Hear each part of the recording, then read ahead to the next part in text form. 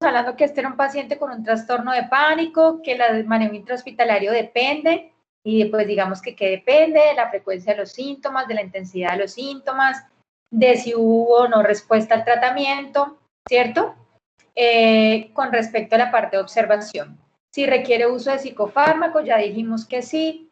Obviamente hay que dar una dosis inicial de benzodiazepinas porque era un paciente que estaba supremamente lábil en el examen mental. Le iniciamos acá un IRS. Digamos que la urgencia más que todo es la benzodiazepina, pero pues acá le iniciamos un manejo ya de mantenimiento. Algunas recomendaciones en las órdenes médicas con respecto al trabajo, si hay una necesidad de incapacitarlo por el trabajo del paciente, hacerle algunas recomendaciones y todo.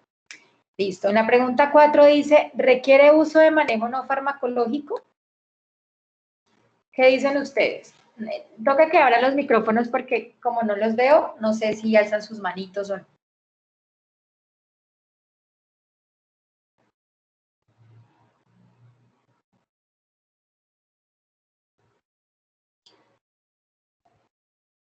¿Hola? Chicos, ¿me escuchan? Sí, doctora. Ah, bueno, me asusté. Bueno, cuéntame entonces, ¿será que requiere algún uso de manejo no farmacológico?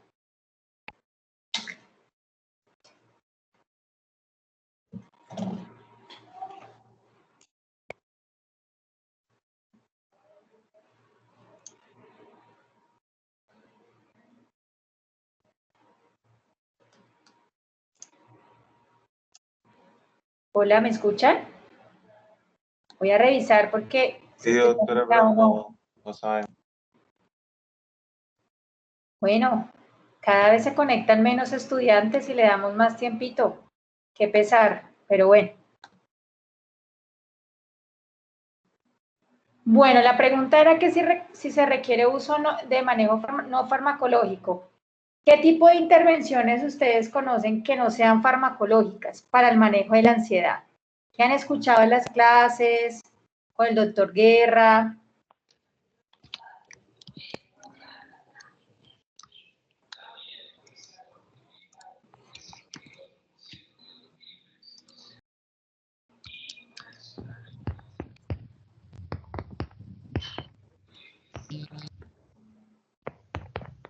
La respiración. Psicoterapia. Ajá.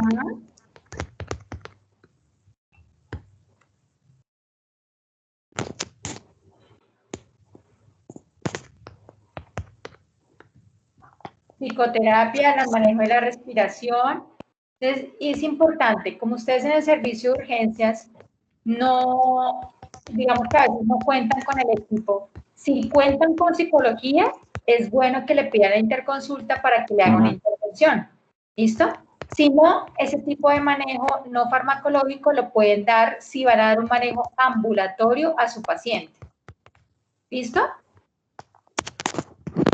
Es psicoterapia o intervención de psicología. ¿Listo? ¿Este paciente requiere paraclínicos?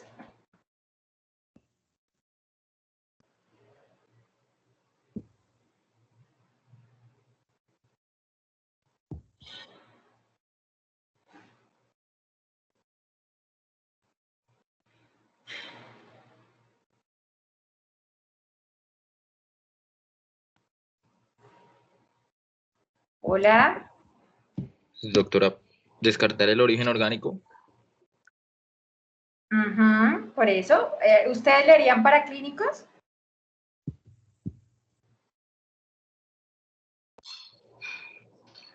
Creería que sí, doctora. Bueno, ¿qué paraclínicos le harías? Podría ser un hemograma, también lo de alteraciones metabólicas, TSH, todo para descartar que sea algo orgánico, como decía mi compañero. Una glicemia también. Una glicemia. Listo. Bueno, vamos a mirar un poquito este caso. Miren este caso. En la última crisis pidieron laboratorios, cuadro hemático, glicemia, TSH, T4 libre, enzimas cardíacas, perfil lipídico, electrocardiograma. ¿Sí? Entonces, pues digamos que aquí en este caso particular no estaría indicado, a no ser que usted encuentre algo en el examen físico y usted diga, yo tengo que volver a repetir esa prueba. ¿Listo? Pero sí es importante que tengan presente los exámenes que estaban diciendo los compañeros. Si es la primera vez, siempre hay que hacer una batería de exámenes. ¿Listo? ¿Cuál sería el diagnóstico diferencial de un trastorno de pánico?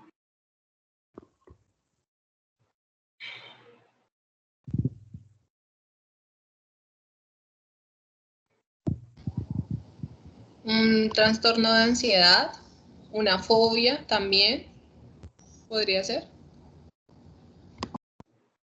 Ajá, fobia. ¿Por qué dirías tú que es una fobia? Pues podría ser si hay algo que lo desencadenó, alguna situación, no sé, de pronto que le genere como estrés, miedo. Podría ser que cuando estaba en la reunión se sintió encerrada o algo así. Podría ser. Ajá. Sí. Bueno, habría que identificar un factor externo que haya sido el detonante. Con los trastornos de pánico es muy importante, antes de tener un diagnóstico diferencial de la línea de psiquiatría, tener un diagnóstico diferencial de otra línea, ¿sí? Un infarto, un ACV, una enfermedad respiratoria, un cuadro infeccioso, ¿listo? Como ya es una paciente que venía estudiada, se le había descartado eso, tiene algunos detonantes, pues digamos que ustedes ahí ya tienen una mayor certeza diagnóstica que junto a su examen mental y junto a su examen físico, pues pueden dar un abordaje y digamos que una remisión a ese paciente si lo necesita. ¿Listo? ¿Tienen dudas sobre este paciente?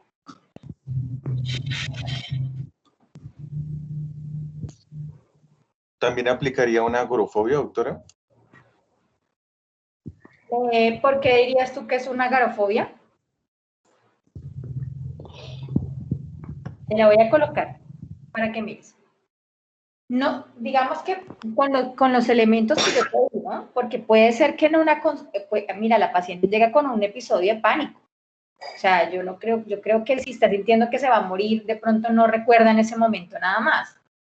Pero, si nos sentamos y ya está más tranquila y puede empezar a contarle eso que tú estás diciendo, o puede tener una fobia, puede tener un trastorno de ansiedad generalizado, o puede tener agorafobia, ¿sí? Digamos que con lo que tienes ahí, dirías que es un trastorno de pánico, pero si vas haciendo un seguimiento del paciente, acuérdense que la comorbilidad es muy alta. ¿Listo? Bueno, ¿pregunta sobre ese paciente? ¿O está claro?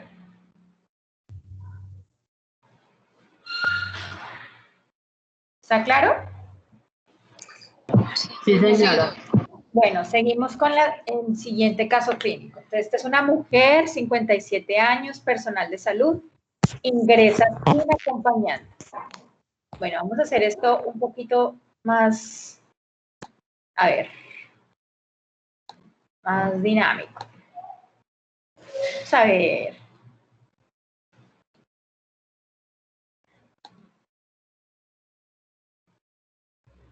¿Cómo es que se muestran los participantes? Bueno, miremos los de aquí inicialmente. Miremos de cada quien. Santiago. Santiago, léeme este caso clínico, por favor.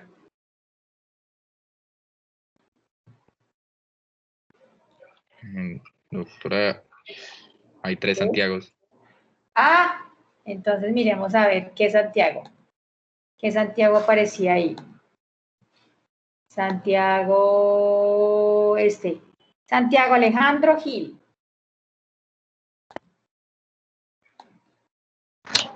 Sí, doctora. Listo, léeme esa enfermedad actual, esa primera diapositiva.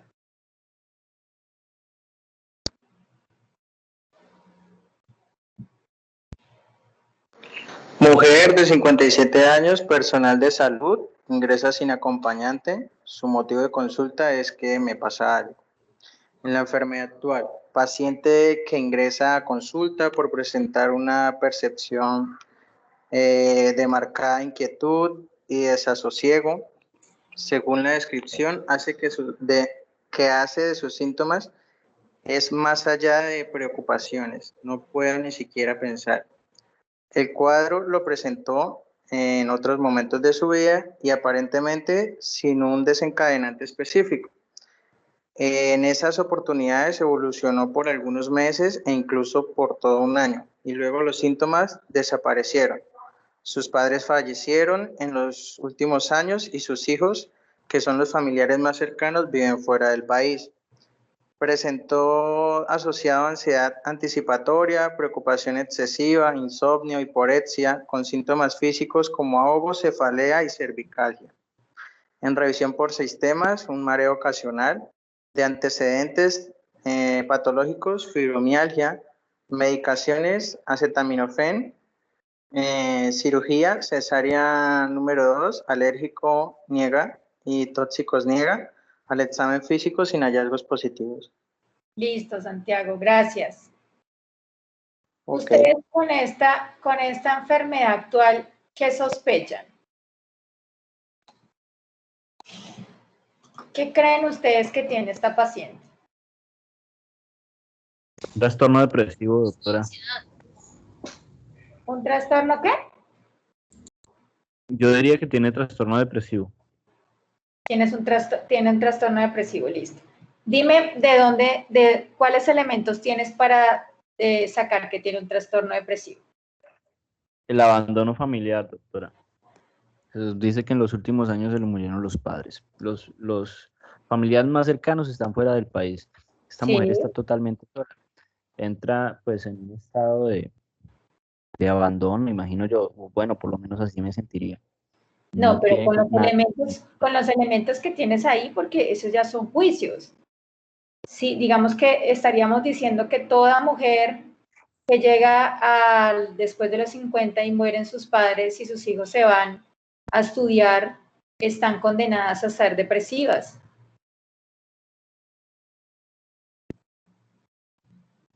Sí, claro, pero bueno, obvio, en ese sentido sí estaría haciendo un juicio, doctora, pero bueno, pues con los elementos que tengo me sigo inclinando por un trastorno depresivo y pues obviamente está generando una ansiedad. Exacto, pero por eso te pregunto, con los criterios diagnósticos del DSM para episodio depresivo, ¿cuáles tendrías ahí?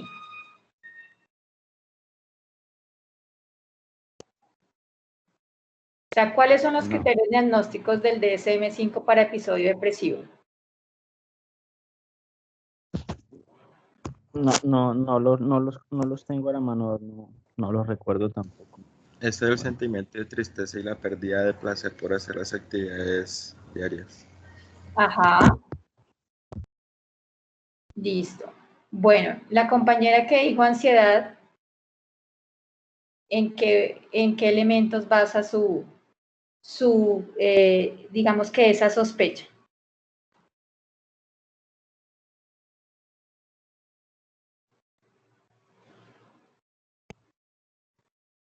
Pues, doctora, que la paciente refiere que ella dice que tiene más preocupaciones, o sea, que es más allá de lo que ella siquiera puede pensar, pero sin embargo que no, o sea, que no tiene un desencadenante específico.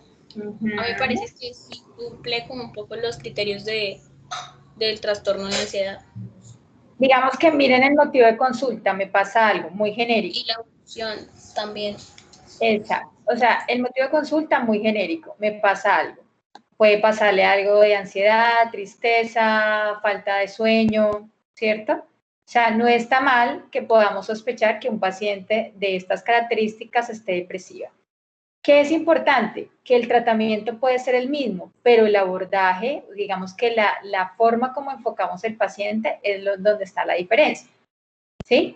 ¿Qué elementos tengo yo para decir uno o lo otro? Eso se los da a ustedes el DSM-5, ¿sí? ¿Qué es un episodio depresivo? Como decía el compañero, 2 semanas de afecto triste asociado a, ¿sí? Pérdida de placer, llanto, ideas de minusvalía, desesperanza, hiporexia, insomnio, que si ustedes se dan cuenta acá hay algunos.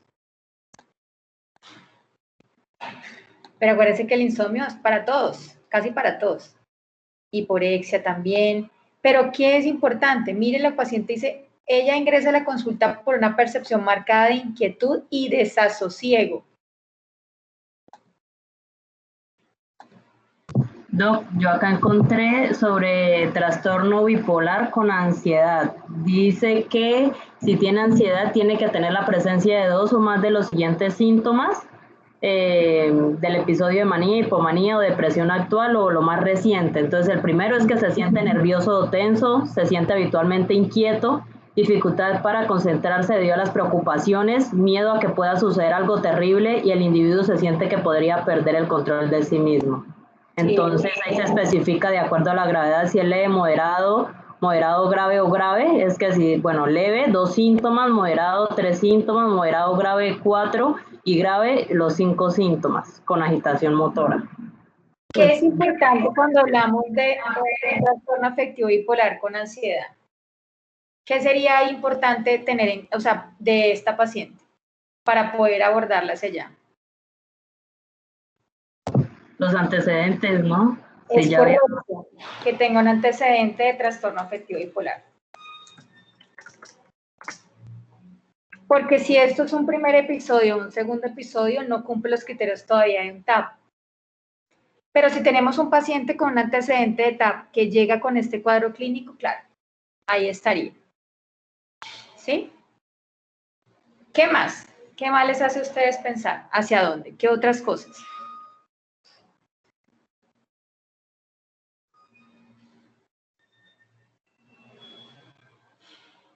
La ansiedad anticipatoria, que acuérdese que lo hablamos en los 3 o en los 4 cuadros clínicos que vimos, fobias, ansiedad generalizada, pánico. Uy, no. La preocupación excesiva, que es característico ¿de qué? Del pánico. ¿Qué trastorno de ansiedad? Ansiedad generalizada. De ansiedad generalizado, correcto. Efectivamente, ella tiene algunos detonantes. El cuadro lo presentó en otros momentos de su vida. Miren, el cuadro lo presentó en otros momentos de su vida. ¿Qué quiere decir esto? Que puede ser una paciente con una personalidad previa o factores de riesgo previos, en donde ahí pueden tener rasgos dependientes, rasgos depresivos, ¿cierto? Y que la paciente venía ya con sintomatología ansiosa, sin un desencadenante específico, que ha tenido unas situaciones de estrés en los últimos años, fallecimiento de sus padres, la situación de sus hijos, y de pronto uno podría sospechar que eso haya aumentado la sintomatología y haya hecho que ella consulte. Que si bien es cierto, antes tenía esa ansiedad, esa angustia, pues no consultaba porque la podía manejar. Pero tal vez con estos factores la intensidad de los síntomas aumenta. Entonces tenemos ansiedad anticipatoria, tenemos que tienen claro qué es la ansiedad anticipatoria, ¿cierto? ¿Tienen claro eso, chicos? No, por mi parte no. Antes de que haya... Dime. Antes de que haya un desencadenante. Que la persona, exacto, antes de que se enfrente a una situación ya está ansiosa. O sea, ya está ansiosa frente a la situación, antes. ¿Sí? Preocupación excesiva, insomnio, hiporexia, y esto también es muy importante en los cuadros de ansiedad, y yo les diría también en los cuadros afectivos, aunque en la parte depresiva no los marcan tanto, como en la ansiedad, que son los síntomas físicos. ¿Listo? Acuérdense que yo cuando les puse las manifestaciones clínicas, le coloqué siempre en diferentes áreas del cuerpo cómo se puede haber una manifestación: mareo, ahogo, taquicardia, dificultad para respirar, puede haber opresión precordial, ¿sí? Por eso se hace tan importante la valoración clínica, hacer un muy buen examen físico, solicitar laboratorios si son pertinentes para poder descartar una patología orgánica. Miren que ya venimos con otra situación. Ella es una mujer que sufría o que tiene una fibromialgia. Eso también es un factor de riesgo. Acuérdense que la fibromialgia está relacionado también con factores emocionales. Son cuadros de dolor crónico que se relacionan en un gran porcentaje con un componente emocional. ¿Listo? ¿Claro ahí esta primera parte? Sí, doctora. Entonces, el examen mental, paciente alerta, orientada en las 3 esferas, actitud colaboradora, afecto ansioso, se observa marcada inquietud en sus manos, lenguaje coherente con ideas sobrevaloradas de soledad, perseverante en el discurso con respecto a su situación económica, no ideas delirantes, no actividad alucinatoria, introspección parcial y juicio debilitado. ¿Cuál sería el diagnóstico?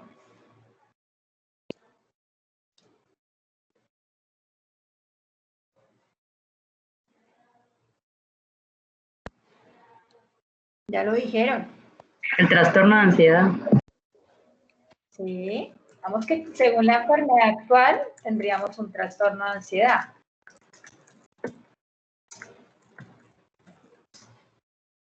¿Queda claro? Un trastorno de ansiedad generalizada. La situación de la preocupación excesiva, los síntomas físicos, el desasosiego, la ansiedad anticipatoria, hace que podamos sospechar que tenga un cuadro de ansiedad generalizada. ¿Listo? ¿Esta paciente requiere manejo intrahospitalario o ambulatorio? Yo creería que se puede realizar un tratamiento ambulatorio con su respectivo tratamiento con psicoterapia.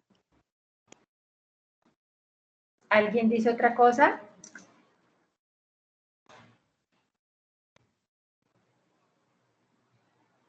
¿Todos están de acuerdo? Dime. Estoy de acuerdo con la compañera. ¿Alguien no está de acuerdo?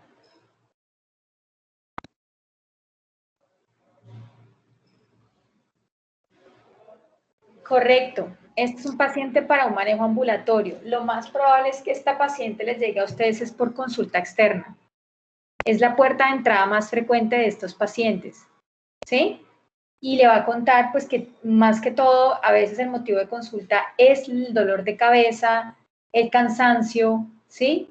El no poder dormir, y empieza usted también a enfocar y a preguntar si hay algún síntoma emocional asociado y puede encontrar este tipo de cuadros. ¿Requiere el uso de psicofármacos?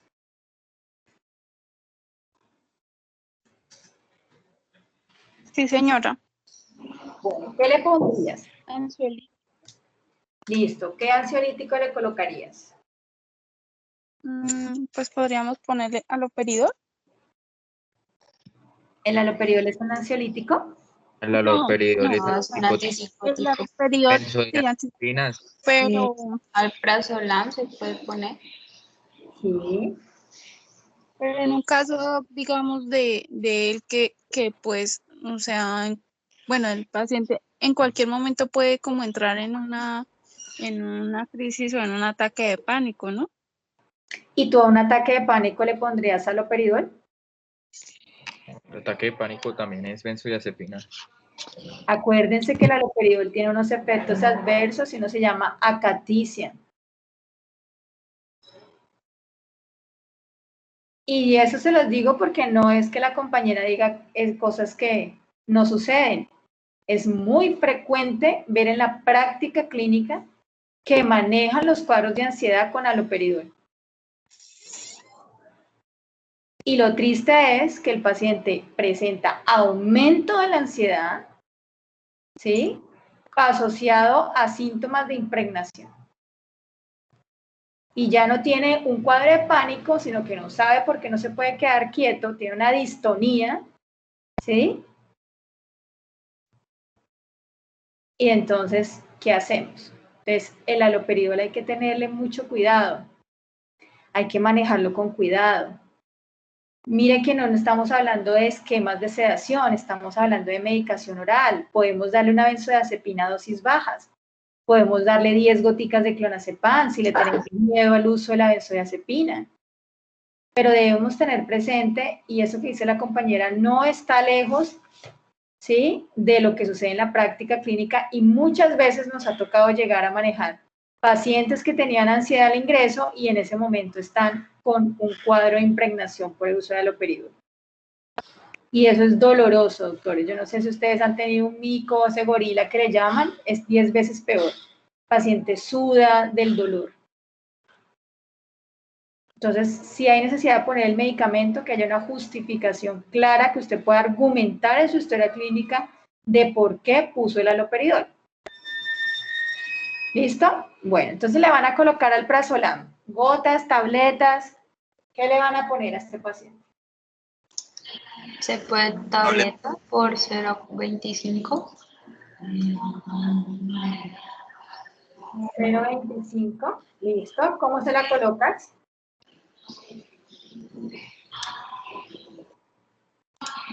En 3 tomas al día. Sí, ¿se la colocarías 3 tomas al día? ¿Habría la necesidad? ¿O una? No sé exactamente. Bueno, hay una cosa importante con el paciente. Uno mira los niveles de ansiedad que tiene el paciente en su relato, qué hace el paciente. Acuérdense que ya ahí decía que era personal de salud.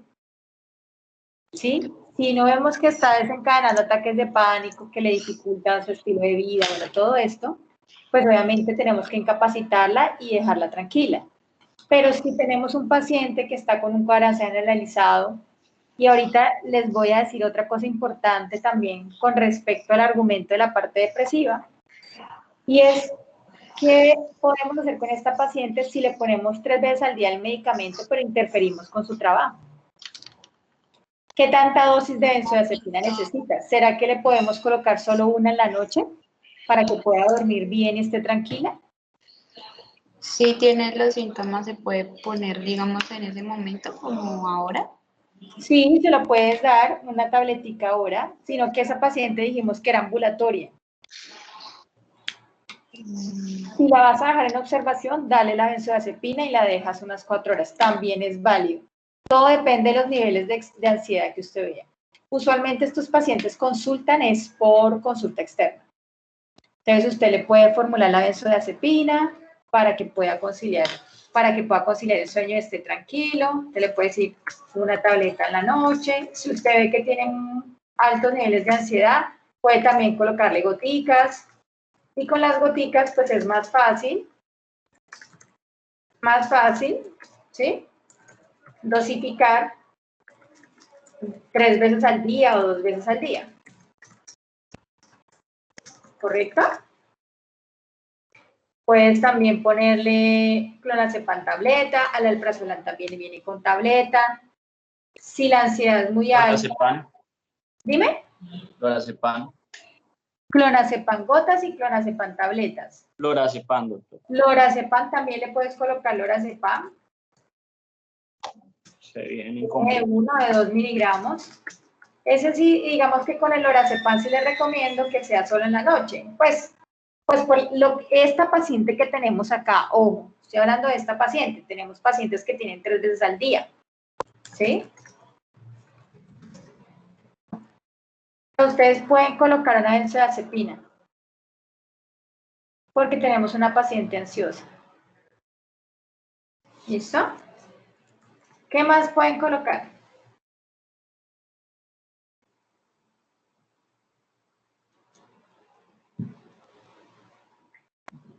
¿O qué más le darían a este paciente en consulta externa?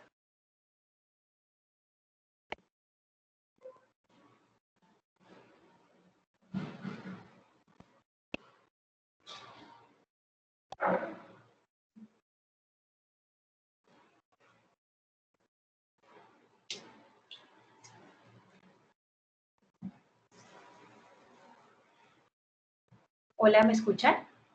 Hola. Un barbitúrico, doctora. Bueno, pero ahí estaría indicado manejo ambulatorio, darle un barbitúrico. Bueno, no. Hagamos de cuenta que es una paciente que llegó a su consulta porque le duele la cabeza. Y dentro de la consulta usted muy juicioso le preguntó varias cosas, ella le cuenta, mire, me quedé sola, se murieron mis papás hace 2 años, mis hijos ya no están, y la verdad es que... Doctora, un antidepresivo. Sí, exacto. Digamos que ahí, para que ustedes no se confundan un poquito, uno puede hablar de los inhibidores de la recaptación de serotonina. Ay.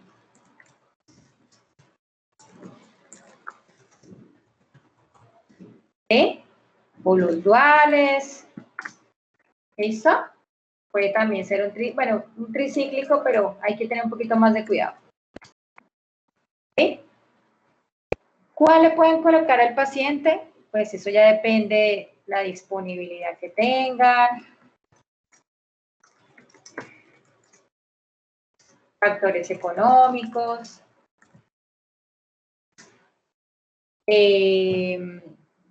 Puede ser, no sabemos si la paciente ya ha tenido antecedente de tratamientos previos, que hayan puesto en algún momento un IRS, entonces hay que evaluar cómo le fue. De eso depende que ustedes puedan ponerle fluoxetina, sertralina, escitalopram. Hay un medicamento, yo no sé si ustedes vieron en psicofármacos, que se llama duloxetina, ¿sí lo vieron? ¿Este? Así es, doctora. Ese es dual. Es correcto. Este medicamento, ustedes le pueden colocar fluoxetina, sertralina, escitalopram, ¿correcto? Este medicamento que les estoy colocando acá, que se llama duloxetina, es un medicamento que está para el manejo de los cuadros afectivos y para el manejo también del dolor crónico. Ay, perdón.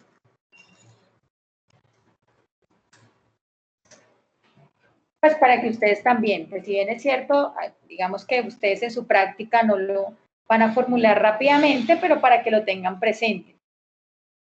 ¿Listo? Pero a ella se le puede colocar un inhibidor, se le puede colocar un dual, y digamos que de todos la duloxetina ha sido la que más ha tenido evidencia en el manejo del dolor crónico, ya sea por neuropatía diabética, fibromialgia. ¿Listo? ¿Queda claro esa partecita del tratamiento?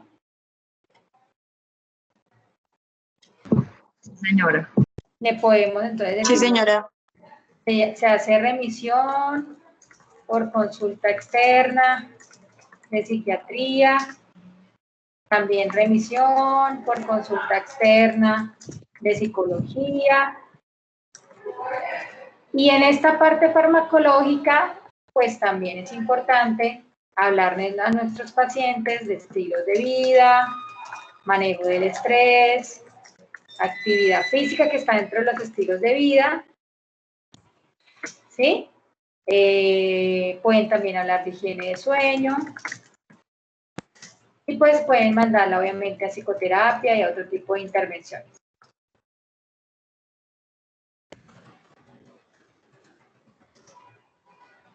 ¿Listo?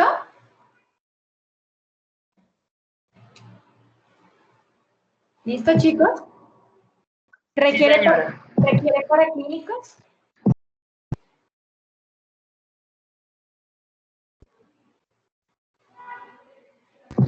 Sí, acá tenemos que descartar lo orgánico. Sí, de pronto, ¿qué te gustaría descartar con ella? Estoy de acuerdo. ¿Algo muy puntual? Podría ser un problema de tiroides por la edad, todo eso. Es correcto, yo también le mandaría una TCA. Hemograma, creatinina. Bueno, ahí sí es importante lo siguiente, porque si no, ustedes los van a mandar a llamar, doctor, ¿con qué justificación o doctora usted tomó solicitudes para clínico? Si ustedes en el examen físico encuentran que es una paciente que pueda tener los niveles de tensión alta, aunque ya aquí estaba normal, ¿no? Pueden decir, es que la ansiedad, ¿no? Pero de todas maneras usted puede pedir unos perfiles para evaluación de toda la parte metabólica, de función renal. Aquí básicamente yo también pediría una prueba de tiroides y también una prueba de azúcar, ¿sí? Básicamente. Pero según el juicio de ustedes, a la hora, por ejemplo, si es una paciente obesa, si usted le encuentra la tensión un poco alta en el consultorio, si la paciente les describe otros síntomas, está indicado tomarlos para clínicos que ustedes consideren. Entonces, ahí lo dejo así abierto, porque aquí va muy, muy ligado a su juicio clínico. ¿Viste? Dentro de los diagnósticos diferenciales, volvemos a lo mismo, hay que mirar si la tiroides está bien, ¿cierto? Es una paciente que llega por consulta externa, o sea que podemos pensar que es más un cuadro comórbido que un diagnóstico diferencial. Podemos pensar que tiene su cuadro de dolor crónico asociado a un cuadro de ansiedad y mire que ya con estos elementos, por ejemplo, en el examen mental, al compañero que nos hablaba de depresión, aquí hay una cosa que se llama las ideas sobrevaloradas, de soledad. Si bien es cierto, no tiene un afecto triste, ¿cierto? No tiene un afecto triste porque no lo tiene. Sí está con ideas sobrevaloradas de soledad. Pero ojo con eso, porque a veces nosotros partimos de hacer juicios y resulta que no es lo que pasa en la realidad. ¿Listo? Entonces, podemos sospechar que puede haber algo afectivo, o sea, algo de la línea depresiva, se puede sospechar. Pero el cuadro va más ligado a un cuadro de ansiedad. ¿Correcto? Que la aceleré un poquito para alcanzar a hacer. En ese momento, ¿a qué se refiere higiene de sueño?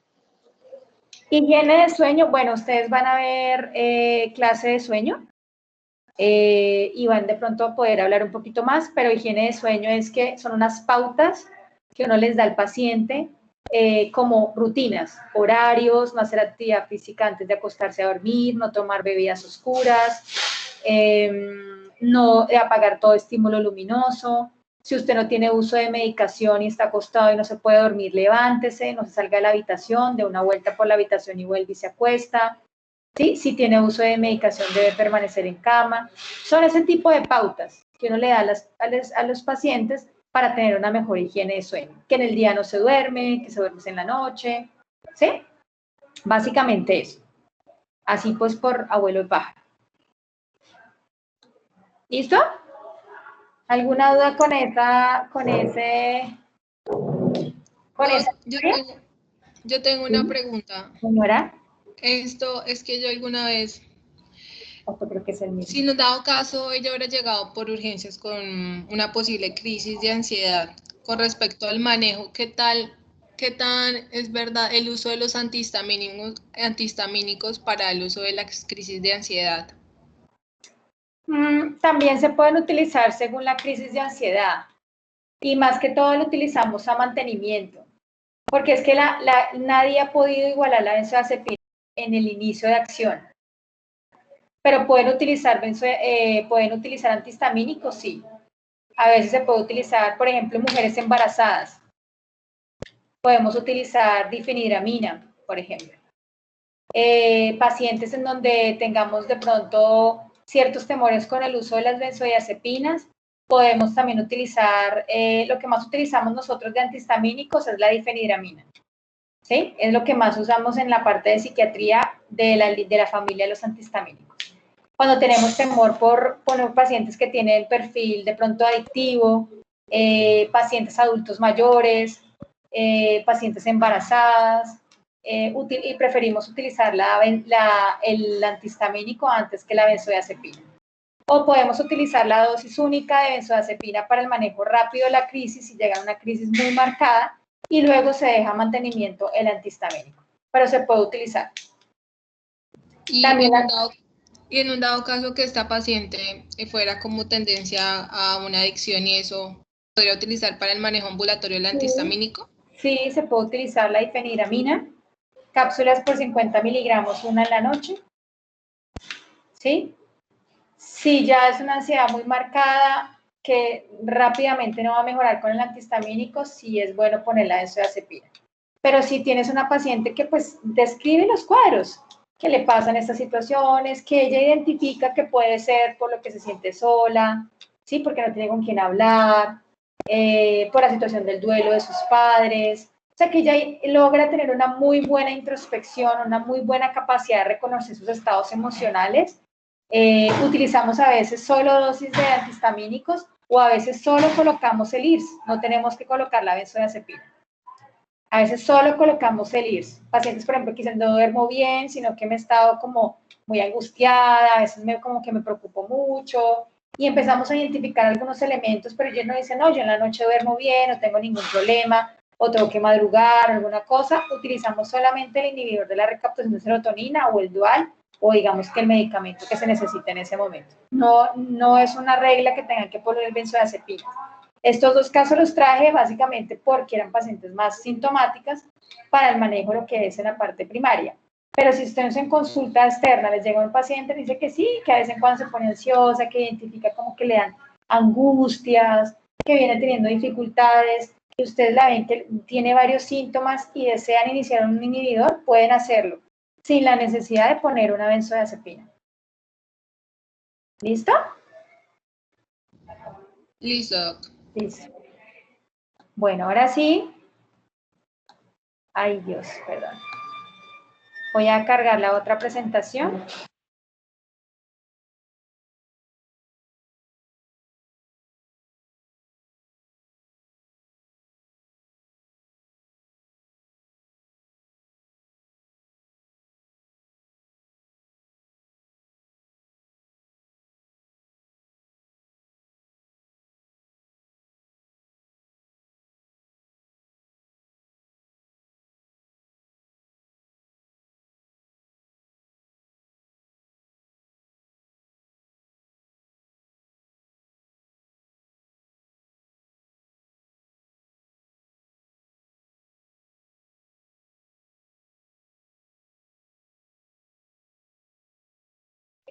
Aló.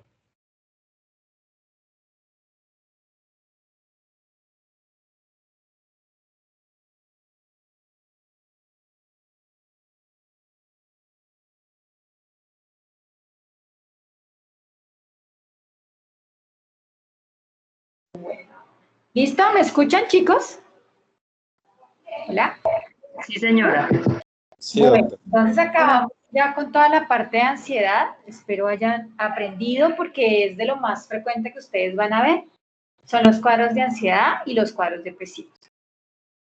Y los trastornos de sueño que también van a tener una clase con la doctora Corso, así que aprovechenla, por favor. Esos son los 3 motivos de consulta más frecuentes. Entonces vamos a hablar sobre demencia. Un momento. Ay. Bueno, entonces, ¿cómo se define la demencia? La demencia o enfermedad neurodegenerativa es un síndrome, ¿sí? Entonces, no solamente ustedes van a ver comprometida la memoria, puede ser que un paciente a ustedes les consulte por alteración en la conducta y también deben sospecharlo. Entonces, incluye síntomas que afectan principalmente y de manera progresiva la memoria, pero también afectan el comportamiento, el lenguaje, el pensamiento, las habilidades sociales, entre otras, hasta alterar de manera importante las funciones diarias de la vida. Un poquito de epidemiología, entonces digamos que las enfermedades neurodegenerativas más frecuentes pues son la enfermedad de Alzheimer y la demencia frontotemporal. Se calcula que entre el 5 y el 7% de los sujetos mayores de 60 años pueden tener en algún momento alguna enfermedad neurodegenerativa. Y en el caso específico de la demencia, de la enfermedad digamos que de tipo Alzheimer, se puede duplicar cada 5 años luego de cumplir los 65 años.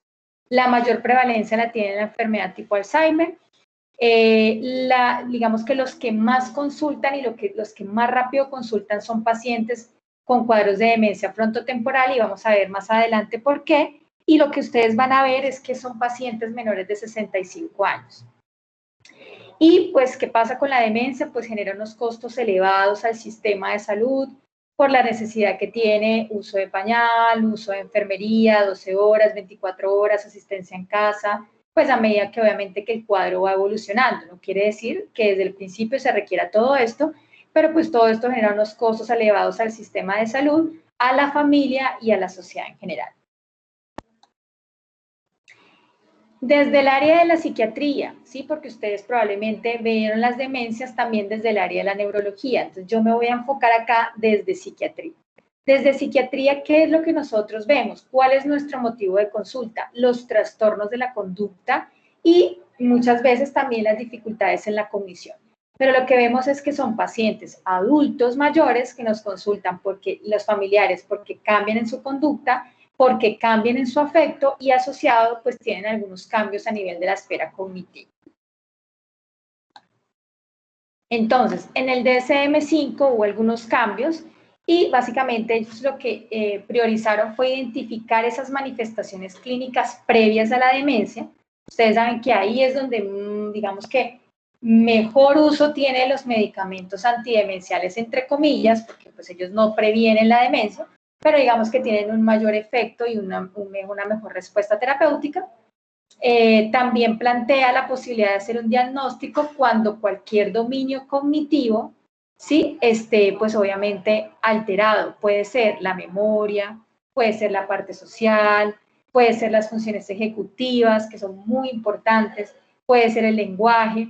Digamos que la propuesta va enfocada a que entre más temprano hagamos la intervención, pues digamos que vamos a tener una mejor respuesta de nuestro paciente, sin decir que se va a curar o se le va a quitar, no, sino que la velocidad del deterioro va a ser más lenta y pues obviamente podemos, digamos, tener un paciente más tiempo funcional. Un poquito de las funciones ejecutivas para que ustedes sepan. Entonces, cuando hablamos de funciones ejecutivas, hacemos referencia a las habilidades que se requieren para planear, resolver o ejecutar una solución a un problema, la formación de conceptos, la atención controlada, la memoria de trabajo, la memoria inmediata. Aquí tenemos los criterios diagnósticos del DSM-5 para trastornos neurocognitivos, porque así salen en la clasificación. Y básicamente el primer criterio es evidencia de un declive cognitivo significativo, ¿cierto?, comparado con el nivel previo de funcionamiento en uno o más dominios cognitivos. Entonces ya vemos que acá no solamente estamos hablando de la memoria, sino que estamos hablando de la atención, estamos hablando de las funciones ejecutivas, estamos hablando de la capacidad de aprendizaje y obviamente de la memoria, el lenguaje, la habilidad perceptual o motora y la cognición social. Entonces a veces el motivo de consulta es que el adulto se está aislando, ya casi no quiere hablar, no quiere salir. Sí, claro, hay que mirar si tiene algo afectivo, algo depresivo, pero siempre hay que sospechar si no estamos ante un deterioro o una enfermedad neurodegenerativa. ¿En qué digamos que basamos esta información? ¿En qué basamos de que hay un cambio en el funcionamiento de nuestros pacientes? Pues en el mismo sujeto. Muchas veces el paciente dice, se me están olvidando las cosas. Personas que viven con el paciente, que lo conocen, la parte clínica también, y es importante enviar algunas pruebas para cuantificar el deterioro. No solamente las imágenes, sino que nosotros tenemos las pruebas neuropsicológicas, que también son muy importantes porque evalúan todos los tipos de memoria y logramos identificar cuál es el área de mayor falencia y cuantificar esa pérdida subjetiva de ese paciente en ese momento. Los déficits cognitivos inevitablemente van a interferir en el paciente, en su autonomía, en su independencia. Entonces ya la persona no puede salir sola, no puede ir a reclamar sus medicamentos, ir a pagar facturas, el cumplimiento de las citas médicas, el cumplimiento de los regímenes de tratamiento. Entonces ya empieza a haber una dificultad más grande en ese paciente y empieza a depender de un cuidador. Los déficits cognitivos nos explican mejor por otros trastornos. Entonces van a ver que muchos de los motivos de consulta a psiquiatría siempre esa parte afectiva, y hay que mejorar la parte afectiva y luego empezamos a explorar si hay algunos cambios de memoria. Acordémonos que dentro también de los criterios de trastorno depresivo mayor y dentro del cuadro clínico, vemos que alteraciones en la memoria, alteraciones en la atención, y podemos tener lo que se conoce, entre comillas, porque eso no está ahí escrito en el DSM-5, como una pseudodemencia. Entonces es importante primero manejar la sintomatología afectiva de nuestro paciente para lograr hacer un diagnóstico si tiene alguna alteración a nivel de algún dominio cognitivo. Ya nos habla de algunos especificadores acá en el DSM-5, nos dice la enfermedad de Alzheimer, la degeneración del lóbulo frontotemporal, la enfermedad de los cuerpos de Lewy, enfermedad vascular, enfermedad de Parkinson, enfermedad de Huntington, otras afecciones médicas y etiologías múltiples. Entonces tenemos algunas como los traumatismos cerebral, consumo por sustancias o algún medicamento, infección por VIH, o si no hay ninguna especificación. Sí, también es importante, digamos que tenemos un paciente que tiene un compromiso cognitivo, o sea, algún dominio está comprometido. Luego miramos los especificadores, vamos hacia la línea de algo vascular, vamos hacia la línea de una enfermedad de Parkinson, vamos hacia la línea de una enfermedad tipo Alzheimer, vamos hacia la línea de unos cuerpos de Lewy, pero o algo infeccioso, sino que también hay que especificar si ese compromiso en algún dominio de ese paciente está produciendo o no alteración de la conducta. Y tal vez es esta parte una de las partes más importantes para el área de la psiquiatría, porque nosotros es donde más entramos a manejar esos problemas de conducta que tienen estos pacientes con deterioro cognitivo. Especificar, pues digamos que hay que especificar qué tan grave o qué tan leve es ese compromiso de la conducta. ¿Por qué es importante especificar eso? Porque según eso vamos a medicar a nuestro paciente. En este momento la FDA no tiene, digamos que aprobados para el manejo del paciente adulto mayor psicofármacos. O sea, no es que está, no, en la línea, el algoritmo, no está. Lo que proponen es, use el medicamento a la menor dosis posible, han probado algunos medicamentos y básicamente trate lo que el paciente o el familiar empiece a manifestar. Si no duerme, ayúdelo a dormir. Si está agresivo, ayúdelo a estar más tranquilo. Siempre con la expectativa de que hay que controlar más no curar. Entonces podemos tener leve, dificultades en las actividades instrumentales cotidianas, básicamente tareas en el hogar, gestión de dinero, o sea, manejo de dinero. Moderado, dificultades en actividades básicas cotidianas como comer y vestirse, ya vemos que está más comprometido nuestro paciente. Y grave cuando es totalmente dependiente. Para los criterios del DSM-10, para el diagnóstico de la demencia, entonces tenemos deterioro de la memoria, alteración en la capacidad de registrar, almacenar y evocar información, pérdida de contenidos mnésicos relativos a la familia o al pasado. Segundo, tenemos deterioro del pensamiento y el razonamiento, entonces ahí que vamos a encontrar que puede haber una reducción del flujo de las ideas o un deterioro en el proceso de almacenar información. Entonces, digamos que el paciente ya tiene más dificultad para prestar atención a más de un estímulo a la vez o cambiar su foco de atención de uno a otro. Estos síntomas, inevitablemente, tanto en el DSM-5 como en el CIE-10, pues lo que vemos es que hay una interferencia con la actividad cotidiana y tal vez esa interferencia es la que hace que nuestros pacientes pues consulten. Si un paciente no tiene ninguna interferencia, pues él no ve la necesidad de consultar. Grado de conciencia normal, sin excluir la posibilidad de alteraciones episódicas. ¿Esto porque es importante? Porque acuérdense que podemos hablar también de un delirio, que ya hay compromiso del estado de conciencia de nuestro paciente. Puede estar somnoliento, puede estar obnubilado y hay que diagnosticar una patología orgánica rápida. Las deficiencias se hallan presentes durante al menos 6 meses. Hablamos del trastorno cognitivo leve, que es un trastorno que puede preceder, acompañar o suceder a infecciones o trastornos somáticos, cerebrales o sistémicos. Estamos hablando de algún accidente, alguna ACV, que podemos ver que posterior a pues hay algunas fallas mnésicas, pero pues que podrían ser transitorias. Pues esto puede generar molestias a nivel de actividades, claro, pero pues inevitablemente no, esto es transitorio, no se va a prolongar unas horas más o pues digamos que a horas o semanas. Pautas de diagnóstico, pues la característica principal es la disminución del rendimiento cognitivo, que puede incluir pues el deterioro de la memoria o dificultades en el aprendizaje y la concentración. Cualquier cosa, si alguien quiere preguntar, por favor, me dice. ¿Listo? Les trae algunas como las más frecuentes, la enfermedad de Alzheimer. Entonces, como les dije anteriormente, es el trastorno neurodegenerativo más prevalente en el mundo occidental. El diagnóstico, pues no solamente es un diagnóstico clínico, sino también tiene unos diagnósticos pues, a nivel de patología, porque incorpora algunos elementos biomoleculares y inmunohistoquímica. Se pueden utilizar y hacen muchos estudios con respecto a biomarcadores para la detención temprana y esto, pues vuelvo y les digo, con la esperanza de ampliar la ventana terapéutica. Es decir, que nos podamos mantener a nuestro paciente lo más funcional posible y que el deterioro no sea tan rápido. Utilizamos inevitablemente en estos estudios cuando tenemos pacientes en que sospechemos enfermedades neurodegenerativas, mínimo debe tener pues una imagen al inicio del tratamiento. Es importante y es parte del estudio clínico, puede ser una resonancia magnética cerebral, pues que ustedes ya saben que han pasado a ser más dinámicas y más funcionales, algunas veces se han hecho estudios por SPECT, tomografía por emisión de positrones, ¿sí? Pero pues aquí mínimo una resonancia. La degeneración frontotemporal o demencia frontotemporal, entonces vamos a ver que esta demencia sí es más frecuente que se instauren síntomas neuropsiquiátricos y pues obviamente los síntomas también vienen a nivel de la esfera cognitiva y pues algunos síntomas neurológicos, pero es una de las demencias que más se consulta en la psiquiatría por todo el compromiso neuropsiquiátrico que tiene este paciente. Genera una discapacidad muy temprana, ustedes van a ver que es un paciente que puede llegar antes de los 65 años y esto genera una mayor carga a la familia, mayor costos al sistema de salud, porque es una persona que se está demenciando a muy temprana edad y que es una demencia supremamente rápida.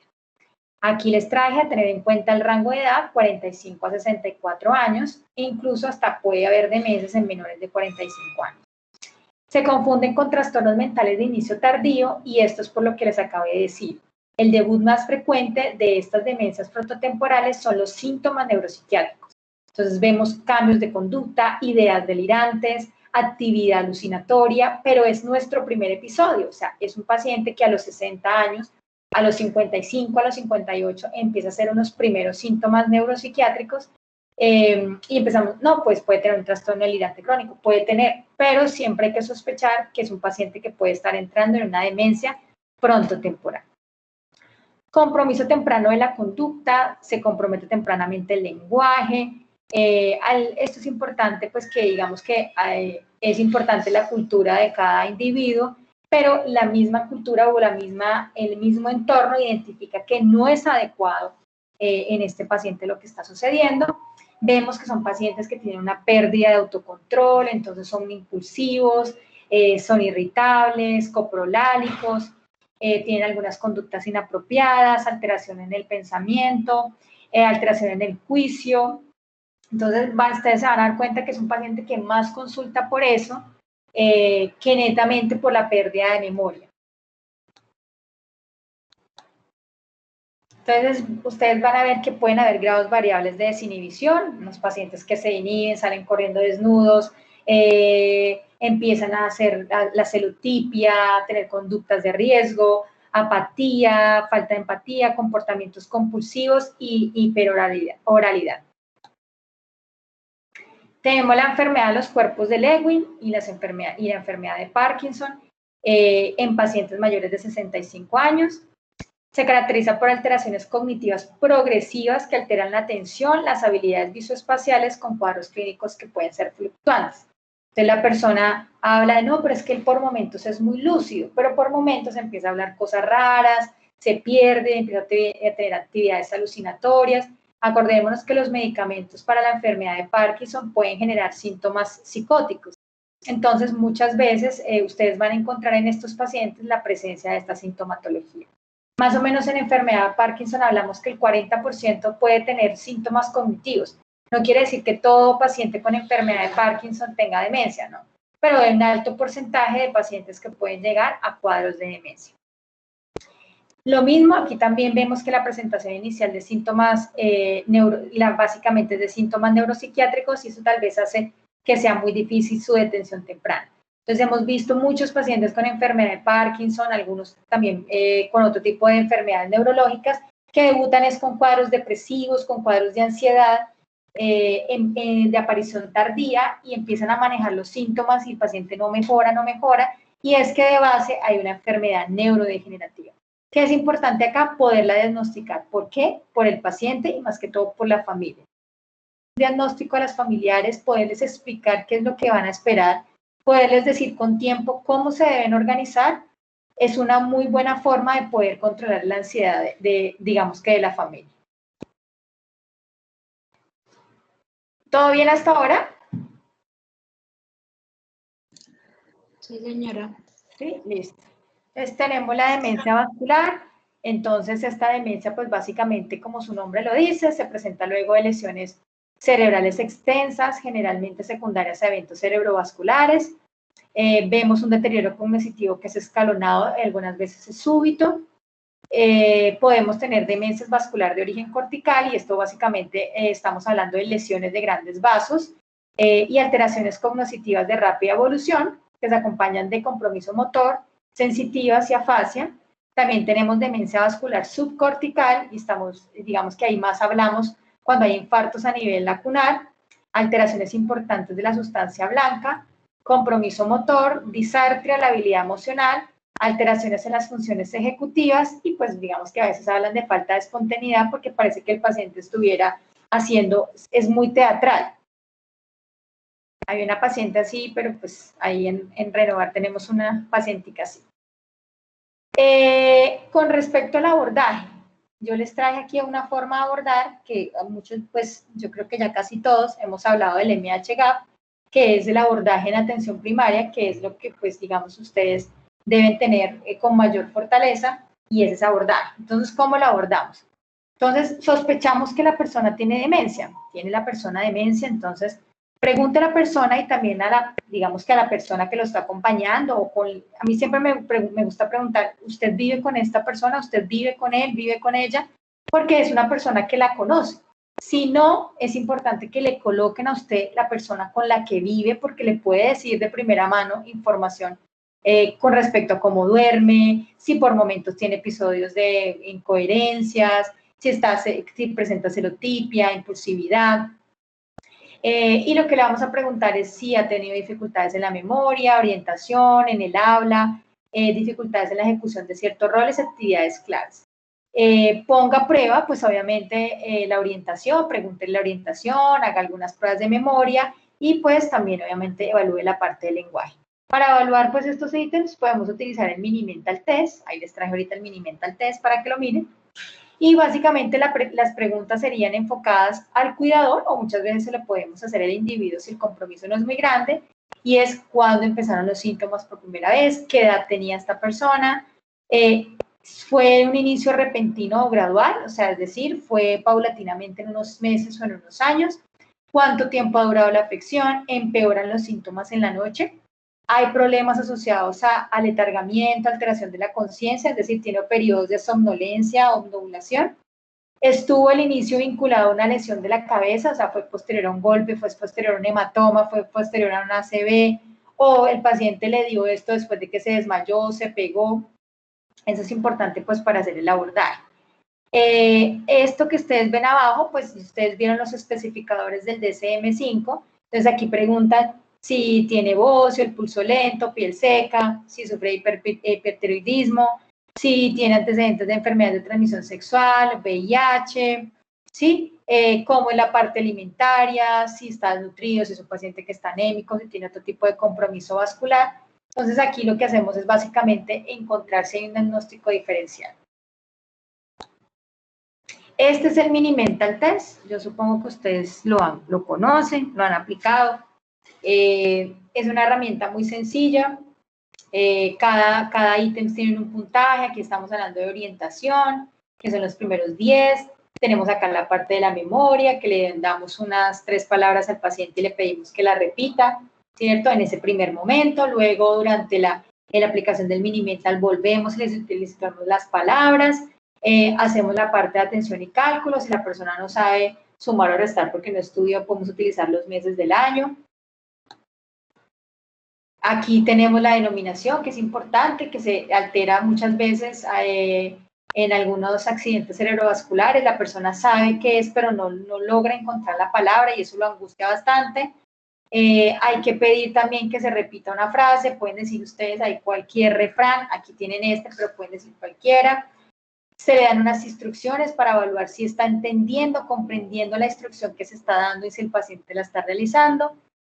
También se le pasa un papelito pues para evaluar obviamente la lectura, se le evalúa también la parte de la escritura y abajo pues hay un dibujo que básicamente también evalúa un poco la ubicación, la parte visoespacial, ¿correcto? Eso lo encuentran ustedes fácilmente en cualquier lugar. Entonces, luego de que ya ustedes sospechan que un paciente tiene demencia, le hacen esas preguntas al paciente o al cuidador. Pueden aplicar el Mini Mental Test, que no se demoran mucho para evaluar la parte de memoria. Entonces, si ahí ya nos habla de sí. Entonces, si sí tenemos todo ese compromiso, si está evaluando la persona el deterioro cognitivo y los problemas de memoria, si han estado presentes durante por lo menos 6 meses, si son de naturaleza progresiva, ¿sí? Y si están asociados a disminución del funcionamiento social. ahí estamos hablando de que si tenemos un paciente que tiene alguno de los síntomas del abordaje anterior positivo, más estas dos cosas que queremos saber, es la duración de los síntomas y si esto está comprometiendo su parte social, pues tenemos un diagnóstico de demencia probablemente. ¿Qué tenemos que hacer? Pues informe, empieza a hablar, empieza a comentarle a la familia, a la persona la sospecha que usted tiene, ofrezca tratamientos psicosociales para los síntomas, y esto es muy importante, la terapia ocupacional, alguna actividad social, la musicoterapia, todo ese tipo de actividades no farmacológicas le ayudan muchísimo a su paciente. Siempre hay que promover la independencia y el funcionamiento. Uno debe hablar más con la familia y explicarle. Si el señor o la señora se demora 3 horas, 2 horas, si usted no tiene afán, déjelo que se ponga los zapatos. Obviamente unos zapatos fáciles de colocar, ¿cierto? Déjelo que se abotone 2 botoncitos y usted le abotona el resto. Déjelo que coja una cuchara y empiece a comer. Así sea, usted tenga que ponerle, cambiarle la ropa. Siempre preserve la independencia del funcionamiento de esa persona, así se demore un poquito más. Y, importante, pues brindar seguimiento. Esto es desde la línea de atención primaria, ¿correcto? Si usted ve que no, o sea, si hay un compromiso de algún dominio, de la memoria, del lenguaje, de la orientación, ¿sí? Las funciones ejecutivas, pero esto es un inicio abrupto y es una duración de días o semanas. Si el problema se presenta con más frecuencia en horas de la noche, ustedes saben que es más frecuente en los pacientes con delirio, en los episodios de agitación en la nocturna, y está asociado con alteración de la conciencia. Si hay episodios de desorientación con respecto al tiempo-lugar, pues es importante que usted tenga en su mente un cuadro de delirio, y acuérdense que el cuadro de delirio hay que hacerle estudios de organicidad para encontrar la causa de la descompensación de ese paciente.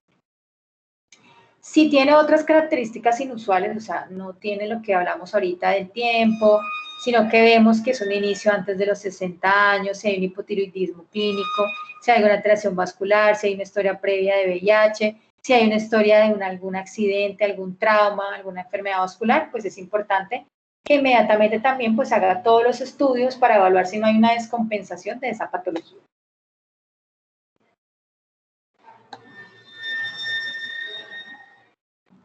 Siempre es importante, estamos hablando de la demencia, estamos hablando que sospechamos un cuadro demencial, pero también tenemos que evaluar si estamos a la luz de encontrar algún otro tipo de situaciones, podemos evaluar si hay algún otro trastorno mental prioritario. Y aquí estamos hablando más que todo si hay depresión de moderada a grave o si hay psicosis. Entonces, ya de aquí depende, pues, que ustedes se vayan hacia el algoritmo de la depresión o hacia el algoritmo de la psicosis, o salgan del algoritmo de demencia y entren en ese algoritmo. Importante, muchos pacientes nos llegan con este motivo de consulta, la sintomatología depresiva. Correcto, es uno de los mayores motivos de consulta. Pero ¿qué es importante? Manejar esa depresión y luego hacer el estudio como tal de la demencia, porque nunca se les olvide que pueden haber cuadros de pseudodemencia. Decimos, no, el paciente tiene un deterioro cognitivo, resulta que era un paciente que estaba con un episodio depresivo grave.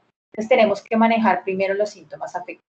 Si vemos que la evolución es una evolución tórbida, con pobre respuesta, que a pesar de que, o puede ser que el paciente mejore sus síntomas depresivos, pero sigue el compromiso cognitivo, es cuando tenemos que empezar a evaluar si no hay un compromiso a nivel de los dominios que hablamos anteriormente. Si tenemos un paciente depresivo, pues como les dije anteriormente, hay que tratar la depresión, hay que manejarla primero. Revise el diagnóstico de demencia después de un tratamiento exitoso para la depresión. El déficit cognitivo puede ser el resultado de depresión grave y no de demencia, como les dije ahorita. La recuperación completa indicaría la posibilidad de depresión como el problema primario. ¿Listo?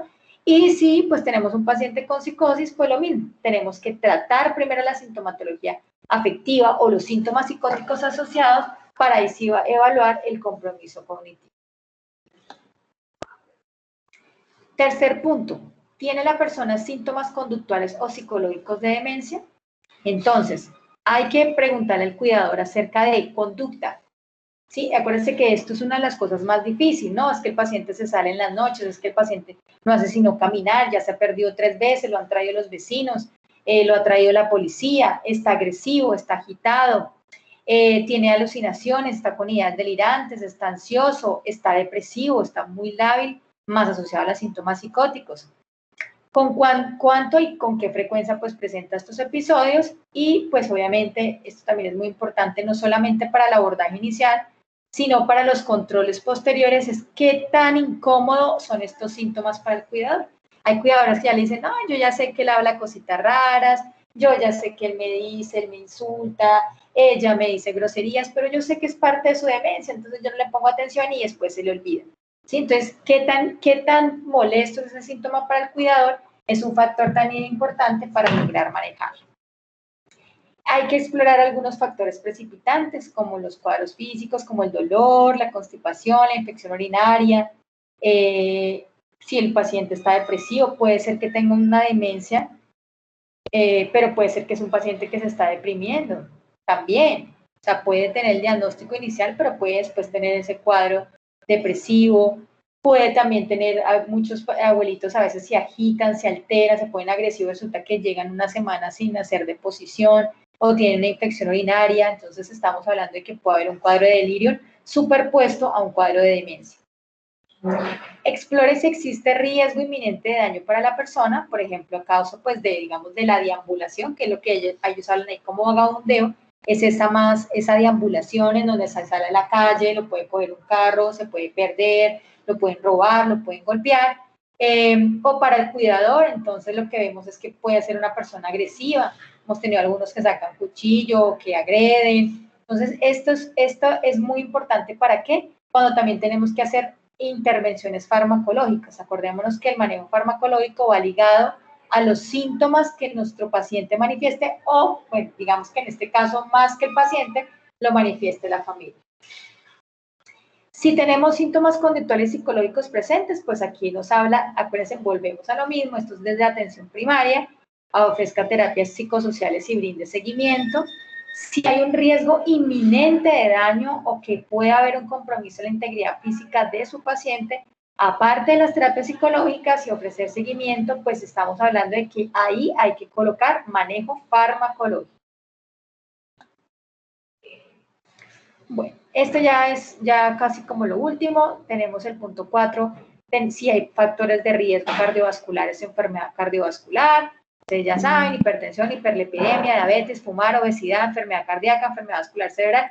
¿Por qué es importante? Porque si esto no está controlado, nuestro paciente va a tener un deterioro más rápido. O sea, no importa si usted le colocó el parche, si usted está haciendo terapia social, terapia ocupacional, si nuestro paciente tiene descompensación y tiene alguna alteración a nivel de estas patologías de base, pues el daño va a ser más rápido. Si padece otras condiciones físicas, entonces hay que evaluar su nutrición, hay que evaluar su visión, la audición, porque esto también le va a ayudar a este paciente a permanecer estimulado y a parecer un poco más funcional. Hay pacientes que no comen y resulta que está ligado pues para su mala higiene o digamos que la parte dentaria, la parte de función vesical, la parte intestinal, el manejo del dolor. Es importante hacer un parcial de orina, es importante revisar algunos medicamentos, porque acuérdense que algunos pueden producir retención urinaria, ¿sí? Entonces es importante que ustedes puedan evaluar si nuestro paciente tiene alguna otra condición física asociada. Y aquí entra el cuidador, acordémonos ahorita como parte del manejo o la inminente riesgo o el inminente riesgo de daño hacia la persona o hacia el cuidador, es un criterio para inicio de manejo farmacológico. Pues también aquí es importante saber cómo se siente el cuidador para ver si hay necesidad de remitirlo para que inicie algún tipo de tratamiento. Entonces, ¿quién es el cuidador principal? ¿Quiénes más proveen atención? ¿Quién le colabora a esa persona adicionalmente en los momentos que esa persona tiene que ir al médico, tiene que hacer alguna otra cosa? ¿Qué es lo más difícil para manejar del paciente? O sea, ¿qué es lo que le genera más estrés?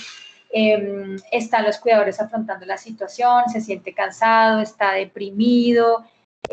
Básicamente aquí lo que queremos es mirar si hay un síndrome del cuidador. Si el cuidador está irritable, está deprimido, pues ya sabemos que el cuidado de esta persona va a ser muy difícil. Tolerar los cambios, tolerar los episodios de ansiedad, de agitación, los episodios de agresividad, pues no es lo mismo en una persona que esté entendiendo la enfermedad, que también reciba un apoyo psicosocial. Por eso, hacer una detención temprana les permite a ustedes abordar a la familia para que ellos se vayan organizando. Lo que usualmente vemos es que siempre es un familiar el que asume toda la carga, pero si lo empezamos mi esperanza es que si uno empieza desde temprano a hacer todo ese tipo de intervenciones, las familias tengan el tiempo para organizarse, para encontrar, pues obviamente, las mejores condiciones para su paciente. Entonces, ya tenemos ahí los 6 puntos para abordaje de nuestro paciente en atención primaria, en la consulta, cuando tenemos alguna persona que pueda tener alguna queja en algún dominio cognitivo. Tenemos que podemos solicitar estudios adicionales, la tomografía, como siempre, si queremos descartar que hay una hemorragia, algo rápido, la resonancia magnética cerebral, podemos pedir laboratorios. Esto ya depende, pues, obviamente, de su juicio clínico, si necesita una prueba de tiroides, si es necesario hacer unas pruebas de vitamina B12, a toda la parte carencial. Y, importante, no se les olvide las pruebas neuropsicológicas. Las pruebas neuropsicológicas nos permiten de una forma objetiva cuantificar la pérdida de memoria de esta paciente. Cuando hablamos de déficit cognitivo, tenemos el coeficiente intelectual. Cuando estamos hablando de compromiso de enfermedades neurodegenerativas, pues podemos hablar de las pruebas neuropsicológicas. Entonces, aquí tenemos las 2 líneas de tratamiento. Como siempre, yo les he hablado en todas las patologías que existen 2 líneas de tratamiento, las líneas no farmacológicas y obviamente las líneas farmacológicas. El tratamiento no farmacológico pues va más enfocado en ¿qué? En familia, ¿sí? En implementar pues en los pacientes, involucrarlos a los familiares y a los cuidadores. Siempre en la consulta uno hace un poquito más de énfasis a los familiares o al cuidador en ese momento para tratar de escucharlo, escuchar la ansiedad, la angustia que le preocupa, sus dudas. Lo mandamos a terapia ocupacional, capacitamos, muchas veces se capacita al familiar, al cuidador, pues cuando tienen dificultades en el desplazamiento. Hay que hacer algunas modificaciones del medio ambiente, entonces hay que, pues obviamente, evitar barreras arquitectónicas, el adecuado, pues obviamente, la planta física de los baños, una muy buena luz y pues obviamente tratar de tener todo guardado, cuchillos, el gas, pues porque pues hay que evitar accidentes en la cocina. Hay algunos programas de intervención, como los programas comunitarios y los programas de hospital día, y básicamente se hacen intervenciones de grupo, y es tratar de recuperar y pues mantener algunas de esas actividades cotidianas de su paciente, para acuérdense que lo que más se quiere es que se permanezca una independencia, la autonomía. Pueden utilizar musicoterapia, danzas, masaje, fisioterapia, técnicas de reorientación a la realidad, reminiscencias, aromaterapia, estimulación cognitiva y sensorial. El tratamiento farmacológico, ¿de qué depende? Entonces depende de la gravedad del cuadro clínico, depende del estado clínico en ese momento del paciente, qué tan importante es manejar la demencia o qué tan importante es manejar la infección urinaria, la neumonía, ¿cierto? Qué tan importante es manejar algunas otras comorbilidades como la tensión alta, la diabetes y la situación sociofamiliar o socioeconómica. Yo, como les dije anteriormente, ahí se los coloco en verde. Lo que se quiere con la medicación no es curar, sino modificar el curso o mejorar la calidad de vida, en especial cuando hay alteración de la conducta. Si tenemos pacientes con delirios de persecución, si tenemos pacientes impulsivos, agresivos, pues lo que queremos hacer es que sea manejable este paciente y logre convivir con su familia y fortalecer esos lazos familiares. Entonces, ahí podemos definir cuál es la intervención más adecuada. Yo aquí les traje algunos medicamentos que utilizamos, entre comillas, son antidemenciales, pero vuelvo y les digo, pues no es que vayan a prevenir, pero pues la idea es poderlos utilizar en algunos estadios más tempranos. Entonces tenemos que en las fases leves y moderadas podemos tener el donepezilo, la ribastigmina y la galantamina. Lo que vemos con la ribastigmina y básicamente la ribastigmina oral es que puede presentar molestias gastrointestinales. El donepezilo es bien tolerado. Los parches, que es lo que se conoce el Excelón o la ribastigmina en parches transdérmicos, que se colocan a nivel de la escápula o a veces en área lumbar, todos los días una, pues no genera tantas molestias gastrointestinales como la ribastigmina vía oral, pero puede generar algunas lesiones ahí, digamos que localizadas en piel, haciendo algunas alergias. Entonces, por eso es importante que roten los parches, no siempre colocarlo en el mismo lugar. Tenemos la memantina, que viene de 10 y de 20, la dosis máxima y la dosis que estamos utilizando es de 20 miligramos día, y ese ya lo utilizamos para fases un poquito más moderadas y avanzadas, y es un medicamento que es muy bien tolerado, pero que requiere un inicio lento y un aumento gradual. Entonces empezamos de 5 miligramos, luego llegamos a 10 miligramos, luego podemos poner 15 y luego llegamos a los 20 dosis terapéuticas. Con respecto a los síntomas neuropsiquiátricos, aquí pues no les hago tanto énfasis porque básicamente combinamos los tratamientos que tenemos en las otras patologías. Si tenemos trastornos del afecto, depresión, agitación, psicosis, ansiedad, agresividad, desinhibición sexual o trastornos del sueño, depende del cuadro que tenga nuestro adulto mayor, asimismo manejamos la medicación. Si tenemos un paciente adulto mayor que sospechamos un cuadro cognitivo y está depresivo, pues podemos utilizar los inhibidores de la recaptación de serotonina y es muy importante que ustedes tengan ahí presente, digamos que el perfil de acción, los efectos adversos de cada medicación y la interacción farmacológica, porque acuérdense que muchos de estos pacientes son polimedicados.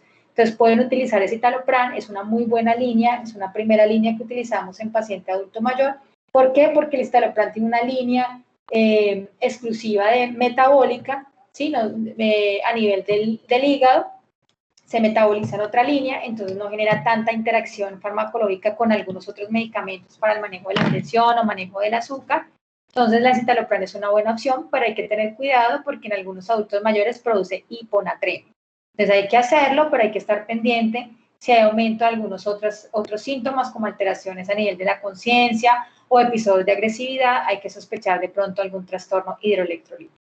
Con respecto a los cuadros de psicosis, podemos utilizar los antipsicóticos, tanto los típicos como los atípicos. Acuérdense que en paciente adulto mayor siempre la dosis va a la mitad, ¿sí? Si tenemos un paciente agresivo y tenemos que sedarlo, podemos utilizar el haloperidol, pero acuérdense que siempre a una dosis a la mitad, podemos utilizar 2 miligramos, 2.5. Podemos utilizar quetiapina, podemos utilizar risperidona, podemos utilizar olanzapina. ¿De qué depende? Del perfil de cada uno. Si tenemos un paciente con alteraciones metabólicas, pues no, hay que abstenernos de usar la olanzapina. La risperidona se ha asociado con eventos cerebrovasculares. La quetiapina en paciente adulto mayor que está postrado, pues puede favorecer algunos cuadros de neumonía por broncoaspiración, pero no está contraindicada para el uso del paciente y todo depende de, digamos que de la respuesta terapéutica del paciente y no se les olvide que siempre hay que iniciarlo a dosis bajas, de abajo hacia arriba. Cuando tenemos trastornos del sueño, lo mismo, podemos utilizar inductores del sueño. Las benzodiazepinas no son muy recomendadas porque pueden favorecer episodios de desorientación, entonces no utilizamos las benzodiazepinas como primera línea. Cuando tenemos cuadros de desinhibición sexual o cuadros de impulsividad, podemos utilizar el ácido valproico, ¿sí? A dosis bajas, por ejemplo, 250 miligramos día o 500 miligramos día. Si tenemos asociado algún cuadro del afecto, trastornos afectivos bipolares, podemos utilizar el litio, pero siempre lo que deben tener presente es que la dosis va a la mitad. Y bueno, eso era todo lo que les traía para hoy. No sé si tengan alguna duda, alguna pregunta. Doctora, yo tengo una duda, por ejemplo, o sea, durante toda la charla acerca de el tratamiento de estos pacientes y el acompañamiento de algún familiar, ¿sí? Entonces, en el caso de las personas o aquellos viejitos que realmente las familias los dejan botados, los dejan solos y sufren algún cuadro de demencia y eso, el tratamiento de ellos, ese acompañamiento, ¿con qué se hace o con quién se hace o a dónde se lleva ese tipo de pacientes? Bueno, ahí es muy importante cuando nosotros vemos que, a ver, ¿cómo nos llegan estos pacientes? Tenemos un paciente que está en abandono, los vecinos son los que notifican, ¿sí? Los vecinos son los que van, lo sacan, o llega la defensoría, o llega la alcaldía, o llega, se me olvidó, la acción comunal, o sea, el grupo del barrio, ¿sí? Los líderes del barrio son los que consultan con ese paciente. Y en ese paciente se hace, digamos que toda la valoración clínica, la intervención que se necesita, la parte de trabajo social, se intenta ubicar red de apoyo. Si tiene red de apoyo, muchas veces se coloca, en este momento se pueden hacer demandas por abandono adulto mayor, ¿no? Se demandan los hijos o los familiares que en ese momento tenga este paciente. Si el paciente no tiene familiares, lo que hace es que, pues obviamente, digamos que el Estado o el municipio, pues mal localizado, o las alcaldías deben generar algunos espacios donde la persona reciba cuidados. Entonces estamos hablando pues de los centros geriátricos, ¿sí? Pero pues básicamente con este paciente, lo que hacemos es hacer una historia psicosocial manejo obviamente de su parte clínica y a hacer, en caso tal de que no se encuentre red de apoyo, pues lo que se hace, lo que les dije, y si se encuentra red de apoyo, mientras se logra como hacer el ensamblaje con esa red de apoyo, lo que se hace es pues manejarlo en un hogar o en un centro geriátrico. No sé si respondí tu pregunta, ¿sí? Y acuérdense que ustedes desde su consulta, si llegan con un abuelito que lo encontraron en la calle y ustedes ven que es un abuelito desnutrido, que está sucio, que tiene algunos digamos que estigmas de que es una persona que está en abandono, de negligencia, pueden ser hasta lesiones, pues inevitablemente hay que iniciar toda una acción para identificar si es víctima de maltrato, ¿sí? Y ese abuelito entra también en custodia y es un abuelito que tiene que ser valorado por trabajo social, que se instaura una demanda, que se mira con quién vive, se pone muchas veces demandas por abandono, ¿sí? Y eso lo puede hacer cualquiera, el vecino, el médico, todos. ¿Listo? Bueno, no sé si tengan alguna otra duda. Y otra pregunta, ¿con qué otra cosa? O sea, el litio empieza a hacer efecto como a los 7 días. ¿Qué ¿Cómo? otro medicamento? El litio empieza a hacer efecto como a los 7 días. ¿Qué otro medicamento le puedo dar mientras el litio cumple su efecto? Eso depende de qué tiene tu paciente. Eso depende, porque si yo les estoy hablando aquí, si tenemos un paciente bipolar asociado a un cuadro demencial que tiene un uso de estabilizador, ¿sí? Pero si tenemos un paciente que depende, ¿de qué depende? De los síntomas de tu paciente. No duerme, ayudémoslo con algo para dormir. Podemos ponerle un inductor, podemos colocarle un inductor. Podemos colocarle trazodona, pueden colocarle trazodona. No está tan recomendada como primera línea de intervención el uso de benzodiazepinas, no, porque aumenta los periodos confusionales, ¿sí? Está agresivo, está psicótico, está depresivo. Entonces, de eso depende el uso del medicamento que tú le des. Los antidemenciales, que fue lo que yo les coloqué, acordémonos que no es para prevenir, pero sí para tratar de permanecer lo más funcional su paciente. Usted puede iniciarle parches de ribastimina, usted puede iniciarle memantina, usted puede iniciar donepezilo, según la fase que tenga, ¿sí? Pero nunca se les olvide que la parte social en este tipo de pacientes es fundamental. La parte social, la reconstrucción de redes, la reconstrucción de familia, de entender que se van hay campañas muy lindas de la demencia tipo Alzheimer donde dice, se van las memorias, pero no se van las emociones. Y esto va ligado a que estas personas puede ser que no reconozcan a su familiar como este es mi hijo, este es mi primo, este es mi hermano, pero al sentir que lo abrazan muchas veces se pueden a llorar. O sea, se sienten, digamos que es una persona cercana. Entonces, cuando empezamos a entender esto y empezamos a evaluar lo de que la memoria se va, pero las emociones no, empezamos a educar a la familia, porque la familia a veces no es fácil, ¿sí? Que la persona empieza a repetir 20 veces lo mismo, que la persona empieza a decir que la están robando, entonces una vez le dicen, pero mamá, ¿usted cómo dice si yo no soy ladrón, yo no soy ladrona, ¿usted qué le pasa? ¿Sí? Entonces, hacer toda la parte de psicoeducación en estos pacientes, o digamos desde el área de lo que nosotros hacemos, es fundamental para entender que esto no va a ir mejorando, entre comillas, sino que se va controlando, entre comillas, y que va progresando. Y que hay que ir un paso adelante, pues para que no los coja, digamos que los coja sin haber iniciado ningún tipo de intervención. ¿Listo? No sé si tengan alguna otra pregunta. ¿No? Bueno, chicos, espero que les haya gustado la clase, espero hayan aprendido. Y bueno, nada, cuídense, que les vaya muy bien y tengan un resto de buena tarde. Gracias, doctor.